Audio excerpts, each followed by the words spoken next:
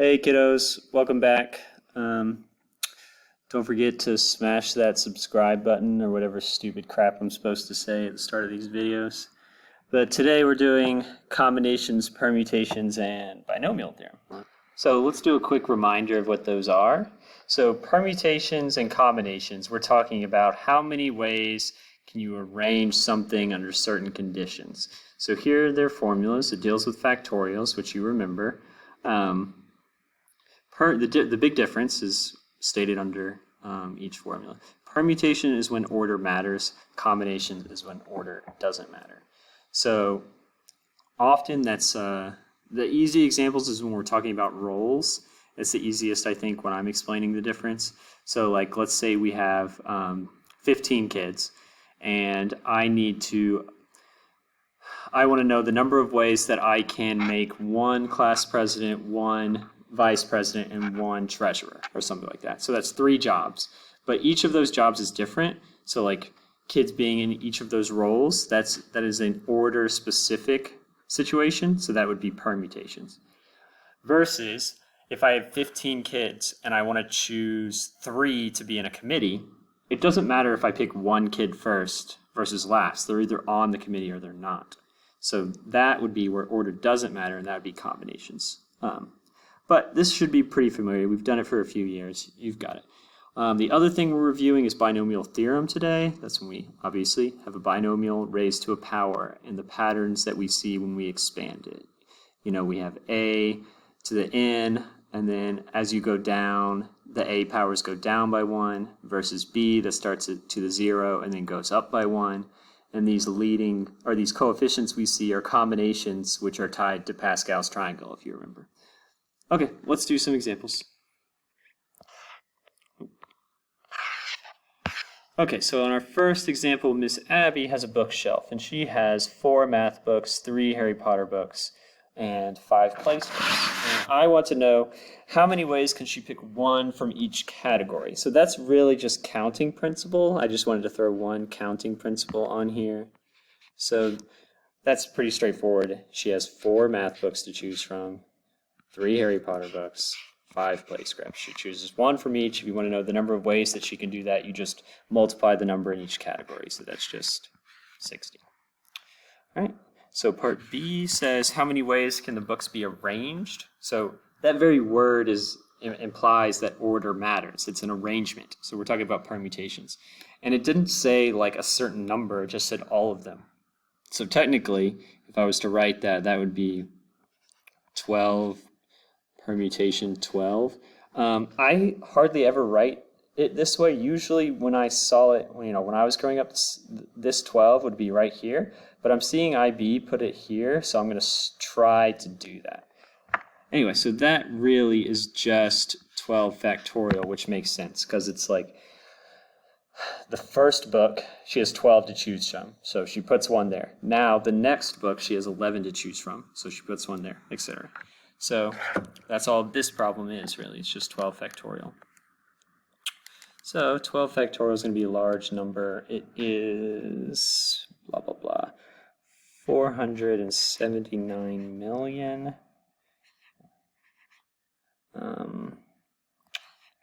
1,600. There we go. Now the last part, it asks how many ways can she arrange them if they are still grouped by category. So we really are dealing with 4 things here. We're dealing with the number of ways she can organize her math books, the number of ways she can organize her Harry Potter books, the number of ways she can organize her play scripts, and then lastly, the number of ways she can organize those 3 groups themselves. So all this is just still permutations where you're choosing all of them. So math books would be 4 factorial, Harry Potter 3 factorial, play scripts 5 factorial, and we are dealing with 3 groups. So 4 factorial is 24, 3 factorial is 6, 5 factorial is 120. So the product of those 4 things is 103,680. Okay, pretty straightforward. I have a feeling, this should be fine. Like, Y'all were very good at this 2 years ago and last year. This is just, again, getting this back in your head. So one more of these. So I have to take a math team to the Mercer math tournament. I have 13 kids on the math team. I'm allowed to bring 6. So we want to answer these questions. So how many ways can I choose a team? So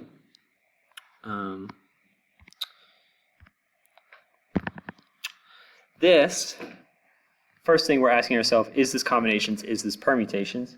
Well, let's say we're talking about, Bradley being on the team. So if I choose Bradley first mentally, that's really no different than choosing Bradley to be the 6th person. He's either on the team or he's not. So we're dealing with combinations.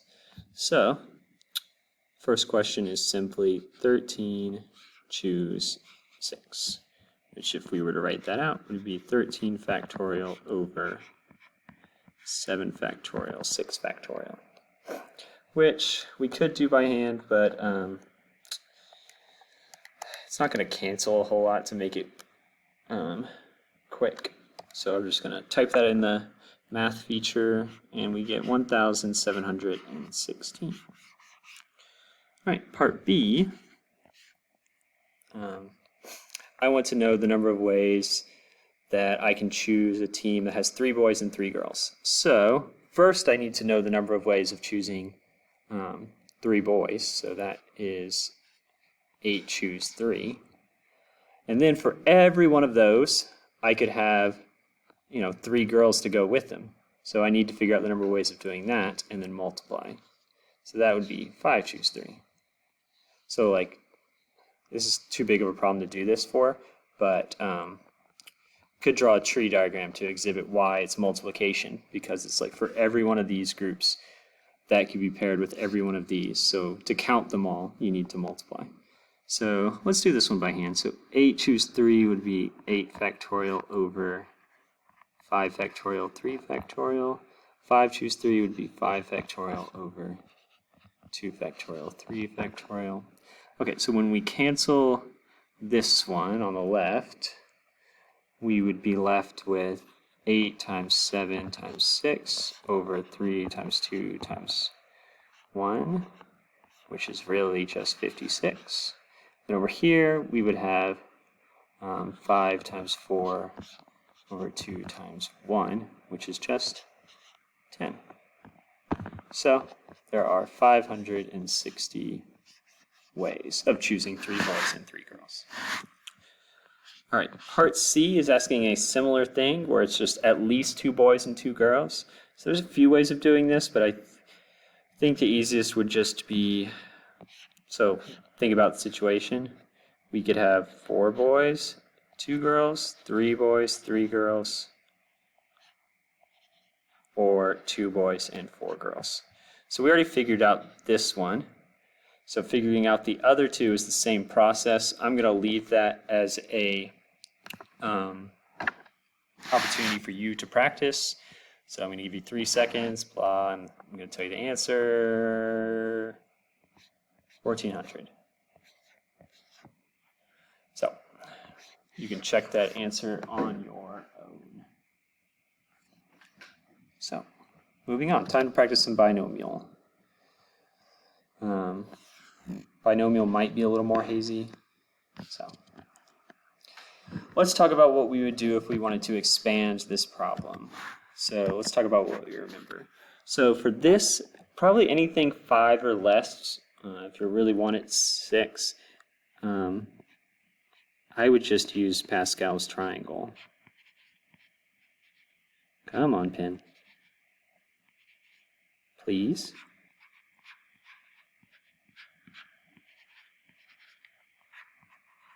Okay, so we're dealing with 2 to the 5th, so we're talking about this row. So remember, so our A from the formula is 1 on this problem, and our B from the formula is negative 2x. So what happens is our first term is just going to be 1. So 1 to the 5th, 1. And then minus 5, because that's the next number on Pascal's triangle. And then technically it's 1 to the 4th next, but I don't need to write 1. And then 2x to the 1st. And then we go to our next term on Pascal's triangle, 10 2x squared. Next, 10, 2x cubed, 2x to the fourth, minus 2x to the fifth. So let's talk about that. I know I glossed over some things. So don't make the error. This whole expression is the b value from the formula. So 2x, negative 2x is the thing that's being squared or cubed or to the fourth. Now the negative is important. I didn't write it in here. I just went ahead and applied it to the expression because like a negative number to an odd power is going to be negative, but a negative number to an even power is going to be positive. So my 2x powers went up by 1 each time. My a went down by 1, but that's not really easily to see because it's just 1. And then our coefficients come from Pascal's triangle. All right, example 4. I'm kind of running out of time, so I'm going to leave that as a practice for you. I'm going to pause and then write in the work. So here we go, pause. Okay, here's the work. Big thing that I want you to see is that fifth term does not mean r is 5. Because technically, if you were to write it all out from binomial expansion, the first term has an r value of 0. But yeah, there's the work. Enjoy. All right, so the other type of question that IB asks all the time is find the constant term or find the term independent of x. So let's do it. So that means somewhere in this expansion, so it's somewhere when you multiply this out and you get all 13 terms. There's going to be one term that doesn't have an x in it, and it's our job to figure it out.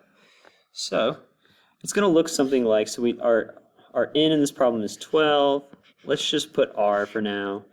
And then let's see, we have x squared to the 12 minus r. Come on, pen. And then negative 3 over x r. Okay, so we need to problem solve what value of r is going to cause these powers of x to cancel when I write this out. Remember, this, what I have written so far, is just an expression for one term in the expansion. There are 13 possible terms that we're dealing with. So if you plug in a number from r equals 0 to r equals 12, you get all 13 terms of this expansion. So what value of r is going to cause this x term to cancel with this x term? So got to use some logic. Already this one's squared and this one's to the first. So this power needs to be larger than this one. So that kind of pushes us in the right direction. We're dealing with this even number, so I have a feeling r is going to need to be even, like it has to, or it won't cancel. So I'll give you a moment. You can pause if you want to problem solve yourself, but for the sake of time, I believe r needs to be 8. Because if r is 8, that becomes x squared to the fourth. And this becomes negative 3 over x to the 8th. And when we multiply this out, that is going to cancel our x's. Okay, I'm going to pause again and complete this work. All right, so when you multiply all that out, you get 12 choose 8 is here, and you raise this to the 8th. Our powers of x are going to cancel. When you multiply the numbers that are left, you get 3,247,695. All right, last question. We want the x to the fifth term in the expansion of 4 plus x times 3 minus 2x to the 8th. So we have 4 plus x times this whole expansion. So we have to problem solve this. What, when you multiply this, these 9 terms expanded out by this, is going to give us an x to the fifth? Well, any term that has x to the fifth in here times 4 will still be x to the fifth. And any term that's x to the fourth times x will also be x to the fifth. So let me pause and write that out. Okay, so what happened is I have this expansion, which gives me the x to the fourth term, and this expansion, which gives me the x to the fifth term, and this expansion. So I wrote that all out, and then I said, okay, 4 times this x to the fifth term is here, and then x times this x to the fourth term is here. So I have 2 x to the fifth terms. When you subtract them, you get this, ooh, negative number. And there we go, I'm out of time. Okay, I hope you have a lovely day. Check that answer. Love you all. Goodbye.